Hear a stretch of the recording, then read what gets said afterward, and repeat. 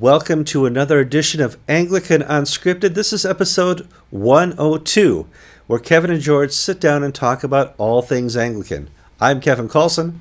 And I'm George Conger. And today is July 11th, 2014.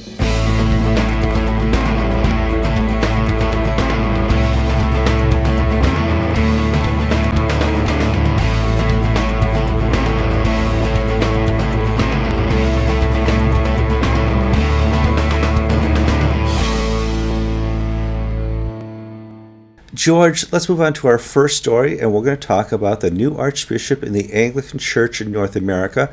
But before we move on to making that announcement, everybody knows it's Foley Beach. Let's talk a bit about who Foley Beach is replacing, and that's Archbishop Bob Duncan, who has stepped down after 5 years as the Archbishop of the Anglican Church in North America. And really, he was the Braveheart, the Moses of this generation of the Episcopal Church, Anglican Church. He brought all the kittens together, he herded all the cats, and said, we have to do this, we have to start fresh, start right, and keep it complete. And it's a miracle to watch this happen. Not often, not ever, do you see people who left come back and unite. And I just want to pay a little homage to Bob here. The history of the Episcopal traditionalist movements has always been of schism and splinter, and I'm purer than pure, holier than holy. And each generation has seen another group move off and go away and set up their own little castle. Bob Duncan was the right man at the right time to gather a disparate group of evangelicals and Anglo-Catholics and charismatics and bring them together under the banner of one organization, the Anglican Church in North America. That by itself, if that's all Bob did, was to bring together a group of people who couldn't stay together for the previous 25 years, that would have been a remarkable achievement. But that was just the beginning of what he did as the Archbishop of the Anglican Church in North America. See, one of the things people don't know about Bob, or if they only know him from his public persona, is that he is an introvert. He always uses or is held up as a model of the fighter, the brave heart, the lion who will stand fast for the faith. That's not his natural instinct, in that he really is an introvert. He's a thoughtful, quiet, prayerful person. And early on in the House of Bishops, Bob made himself a bit of a pest because he wouldn't go along to get along, the Episcopal Church's House of Bishops. And Bob would stand up for what was right and what was true, and he would do the right thing. Let me give you a little anecdote. I came out of the Diocese of Pennsylvania, and I was one of the first people Bob Duncan ordained. Wait, Bob Duncan's out of Pittsburgh. How did that happen? Well, the Diocese of Pennsylvania, at that time, there was a brand new bishop named Charles Bennison. Anybody ever hear of him? Before, yes. Bennison wouldn't ordain me after my final year of seminary. I had already lined up my first curacy, and time came, and the invitations to your ordination had been printed. Bennison steps into the shoes and says, well, I'm not going to ordain him because he's an arrogant evangelical. Well, I went to the bishop of the outgoing bishop, said, what do I do? He said, well, I can't overrule Charles Bennison, but why don't you talk to Bob Duncan? Because he's a new bishop too, and maybe he can help out. And Bishop Duncan interceded on my behalf and came in and with Charles Bennison's permission ordained me to the diaconate and to the priesthood. Wow. That is something straight out of the box that Bob Duncan did that had no political advantage to him. Why does he want to pick a fight with the Diocese of Pennsylvania? Why does he want to go against the grain and, stand up for an evangelical ordinand half on the other side of the world, which is Pittsburgh to Philadelphia? Yet from the very beginning, Bob stood up and did what he thought was right, regardless of the consequences. So we had oversight way back in the 1990s. That's one of the amazing things. Now, let's transition now and talk about the new Archbishop, Bishop Foley. Bishop Foley Beach gave a Q&A on the last day of assembly, and it really allowed people to find out more about him as an individual. we learned that he was baptized as an Episcopalian, and of course everybody's like, of course he's an Episcopalian. He was raised Episcopalian and was an altar boy and all that type of thing. Well, if you listen to the Q&A, that's not the whole story, George. Well, he happened to be baptized in the Episcopal Church, but he didn't find this out until 20-odd years later, because his family essentially had no religious upbringing, no religious connection. They were cultural Christians, they were nominal Christians, and his parents divorced when he was a young boy, about 9, I believe, and it was a difficult divorce. And his mother, as he said, became a hippie. And it reached the point that on his 12th birthday, his mother was arrested on narcotics charges. Mm-hmm. And he and his younger sisters went through a difficult time, and eventually custody was given back to his father. And he went off to high school, and friends of his were Baptists, and they invited him to their youth group, and he came to Christian faith through the ministrations of the Baptist Church and the Young Life movement. And he was very active in Young Life all through high school and college, and upon graduation was hired to be a youth minister at, of all places, the Episcopal Cathedral in Atlanta. Now, it's interesting because he said, listen, I'm not an Episcopalian. I'm not sure you want me. But the dean there said, no, we'll take you on, and we'll have you on. And he actually became an Anglican and Episcopalian when he taught the catechism. He said, well, this doesn't sound so bad. And he was received into the re-received into the Episcopal Church. Now, he has a different management style. We talked about Archbishop Bob Duncan, and everybody says, well, he's got large shoes to fill. Well, yeah, he has large eyebrows to fill. And Archbishop Foley Beach does not have the eyebrows. It's going to be a completely different archbishop than Bob. When Justin Welby was elected, he said, listen, I'm just like Rowan Williams, but I don't use it, but I use a razor. This is not the same. This is a different person, different time, with different skills. And he has the full support, as Bob Duncan did, of the College of Bishops of the Anglican Church in North America. What does he have to do? Well, he has to continue keeping the cats in the pen. Archbishop Duncan is most famous for bringing all these different contingencies who are mad at the Episcopal Church, left the Episcopal Church, or are being sued by the Episcopal Church, and brought them under to one umbrella. And part of Archbishop Foley Beach's job will be to keep those together, yet make sure that the ACNA becomes a more mature province. It's already larger than some of the smaller provinces out there, George. Not only some of the smaller provinces, but I think it's roughly about the 10th or 11th. It's larger than the Anglican Church of Canada. Right. In 2007, the Anglican Church of Canada had an average Sunday attendance of 114,000.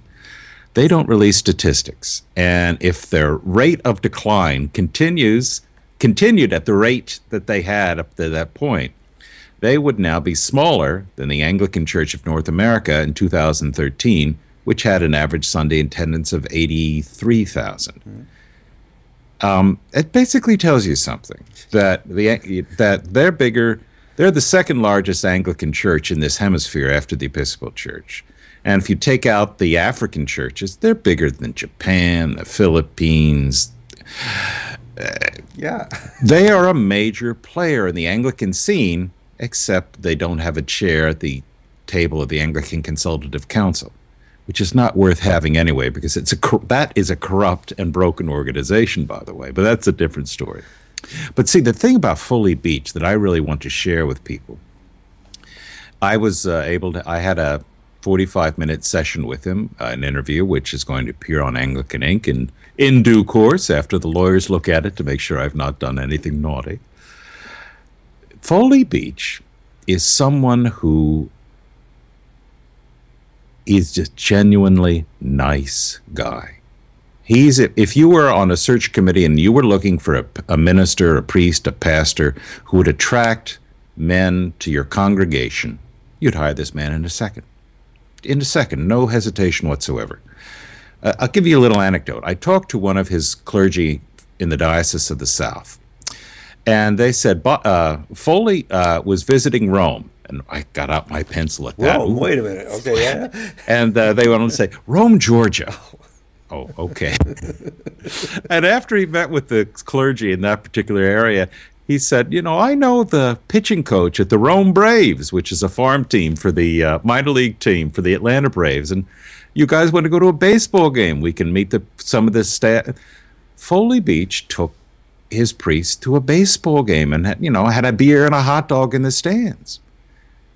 There's a sense of genuineness, of naturalness, of this is somebody whose life was turned around by Jesus Christ, and he's comfortable in his faith, in his masculinity, in his family, in his relationships, and that confidence, that niceness, that just genuineness is infectious. He really is the right guy, I believe, at this stage of the life of the ACNA. If he can translate those qualities that he has shown as a man, as a priest, as a bishop, into being an archbishop.